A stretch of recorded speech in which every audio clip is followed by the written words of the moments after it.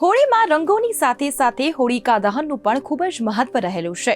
ડાકોર અને અંબાજીમાં પૂનમ ભરનારાઓને કન્ફ્યુઝન થઈ રહ્યું છે કે આ વર્ષે બે પૂનમ છે, તો કઈ પૂનમ ભરવી અને કયા દિવસે અંબાજી અને ડાકોરમાં હોળિકા દહન થશે, એટલે કે હોળી પ્રગટાવવામાં આવશે।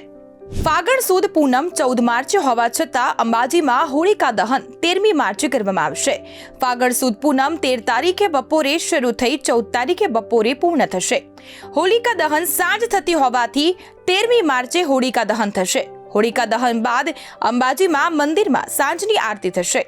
અંબાજીમાં નિયમિત પૂનમ ભરનારા શ્રદ્ધાળુઓ માટે 14મી માર્ચની પૂનમ જ માન્ય રહેશે, જ્યારે ડાકોરમાં પણ 13મી માર્ચે હોળી પ્રગટાવવામાં આવશે। આ સિવાય ડાકોરમાં 13મી માર્ચે સવારના 4:45 થી લઈને રાત્રિના 8:15 સુધી દર્શન કરી શકાશે। આ સિવાય 15મી માર્ચે 3:45 થી લઈને નિયત સમય પ્રમાણે સાંજના 5:15 કલાકે ઠાકોરજી પહોંચી જશે, એટલે કે શુક્રવારે સાંજના 5:15 સુધી જ દર્શન ખુલ્લા રહેશે।